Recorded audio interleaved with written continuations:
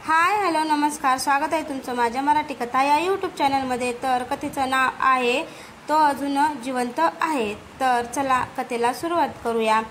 तर करण घामाघूम होऊन जागा झाला। त्याच्यासमोर विनोद उभा होता, पण त्याचा चेहरा काळसर पडलेला, डोळे कोरडे आणि निर्विकार। करण मला वाचव, विनोदच्या तोंडातून एक विचित्र कंपित आवाज बाहेर पडला। करणने घाबरून स्वतःच्या डोळ्यावर हात ठेवला। हे खरं नाही, हा फक्त भास आहे, त्याने मनाशी पुटपुटलं। पण जेव्हा त्याने परत डोळे उघडले तेव्हा विनोद त्याच्या अगदी जवळ उभा होता। विनोदचा श्वाप। करण किंचाळत उठला आणि घराच्या कोपऱ्यात जाऊन बसला। त्यांच्या संपूर्ण शरीरातून घामाच्या धारा वाहत होत्या, पण त्या क्षणी घरात कोणाचाही आवाज नव्हता। करणला वाटलं शक्य आहे ते फक्त स्वप्न असेल। तो उठून आरशासमोर गेला, आपला चेहरा धुवून घेतला। पण जशी त्याने आरशाकडे पाहिलं तसं त्याचं रक्त घोटलं। आरशात त्याचं प्रतिबिंब। त्यांनी अनेक काळी शक्ती नष्ट केल्या होत्या। राजूने घडलेला प्रकार सांगितला। विनोदचा वाड्यात गायब होणं, त्यांच्या स्वतःच्या घरी भास होणं। महंत शांत बसले, त्यांनी डोळे मिटवले आणि काहीतरी जप पुटपुटले। अचानक त्यांचा चेहरा गंभीर झाला। करण, त्या वाड्यात जे काय आहे ते तुलाही सोडणार नाही। करणने थरथरत विचारलं, मी आता काय करू? महंत म्हणाले, तुला तेथे परत जावं लागेल आणि तिथल्या आत्म्याचं रहस्य उलगडावं लागेल। परत त्या शापित वाड्यात करणला आता कोणताही पर्याय नव्हता। त्याला विनोदला वाचवायचं होतं। तो रात्रीच त्या वाड्याकडे निघाला। आज वाडा अजूनच भयान वाटत होता। मी एकटाच आहे का? राजू मनाशीच विचार करू लागला। तेवढा त्याच्या मागे भारी पायघंडाचा आवाज येऊ लागला। टाक टाक टाक। राजू थांबला आणि मागे वळून पाहिलं, कोणीच नव्हतं। पण जेव्हा त्याने पुढे पाहिलं तेव्हा त्याच्या छातीत धडकी भरली। विनोद समोर उभा होता, पण हवेत तरंगत। विनोद आता जिवंत नव्हता। त्यांच्या शरीरावर काळ्या जखम्या होत्या, त्याचे डोळे पांढरे पडले होते आणि तोंडातून भयानक आवाज येत होते। करण, तू मला सोडलंस, आता तुझी सुटका नाही। करणने प्राणांतिक वेगाने वाड्यात आत धाव घेतली। त्याला माहीत होतं वाड्यातच या शापाचं उत्तर आहे। गुप्त दालनाचा सापडलेला दरवाजा। करण धावतच वाड्याच्या सर्व खोल्यातून गेला। त्याला कुठेतरी काहीतरी रहस्य सापडेल याची खात्री होती। तो एका अंधाऱ्या खोलीत गेला। तेथे फक्त एक जुनाट तख्ता आणि कोळ्यांचे जाळे होते, पण तख्त्याच्या मागे एक अंधारा दरवाजा होता। राजूने तो उघडण्याचा प्रयत्न केला, पण तो अडकल्यासारखा वाटत होता। तेवढ्यात विनोदचा आवाज पुन्हा आला, करण, आता उशीर झाला। करणला समजलं हा दरवाजा उघडल्याशिवाय त्याची सुटका नाही।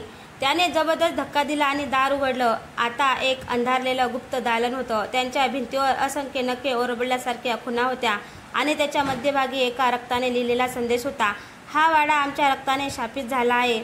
जो आत शिरेल त्याचा आत्माही कैद होईल। करणने घाबरत मागे पाहिलं। विनोद आता त्याच्या जवळ येत होता, रक्ताचा पहिला थेंब। करण, तुझी वेळ संपली आहे। विनोदच्या आवाजात एक अमानवी सुस्कारा होता। करण थरथरत मागे सरकला। त्याच्या पायाखाली काहीतरी हललं। त्याने खाली पाहिलं आणि त्यांच्या अंगावर काटा आला। मातीखाली असंख्य मानवी हाडं दबलेली होती। याचा अर्थ हा वाडा फक्त शापित नव्हता, तो एका भयानक कत्तलीचं ठिकाण सुद्धा होतं। आणि आता त्याचा पुढचा शिकार कोण होतं? करणने मागे पाहिलं। त्याच्या पायाखाली असंख्य मानवी हाडं दडलेली होती। त्याच्या हातून कसला तरी लाकडी तुकडा बाजूला सरकला आणि खाली जमिनीवर एक मोठा भगदाड पडला। त्या भगदाडातून काळ्या धुरासारखा काहीतरी बाहेर यायला लागलं। करण, तुला वाचता येणार नाही। विनोदचा अमानवी आवाज संपूर्ण दालनात घुमला। शापित वाड्याचा गूढ इतिहास। करणने जोरात मागे सरकण्याचा प्रयत्न केला, पण त्याचे पाय जागेवर गोठल्यासारखे वाटत होते। तेवढ्यात एक काळसर हाडाचा सांगाडा त्याच्यावर झेपावला। त्याच्या पोकळ डोळ्यामधून लालसर प्रकाश चमकत होता। तुम्ही सर्व जिवंत लोकांनी ते यायचं नव्हतं, आता तुमच्या आत्म्याची सुटका नाही। करणने संपूर्ण ताकदीने मागे फेकून देत तो सांगाडा दूर केला, पण त्या भागदाडातून अजूनही काळी सावली बाहेर येत होती। त्याने तोंड झाकला आणि मागे पळायचा प्रयत्न केला, पण काहीतरी त्याच्या गळ्याभोवती घट्ट आवळलं गेलं। भयान सावल्या। करणचा श्वास कोंडू लागला। त्याने कसाबसा हात हलवला आणि जेव्हा त्याने त्या गोष्टीला स्पर्श केला तेव्हा त्याच्या अंगावर काटा आला। ही मानवी हाताची बोटं होती. मृताच्या आत्म्याने त्याला पकडलं होतं. करणने संपूर्ण ताकदीने झटका दिला आणि स्वतःला सोडवलं. त्याने जीवांच्या आकांताने दार उघडलं आणि वाड्याच्या बाहेर पळायला सुरुवात केली. पण दार उघडत नव्हतं, ते आतून बंद झालं होतं. विनोदचा आत्मा. पुढच्या क्षणी विनोद हवेत तरंगत समोर आला.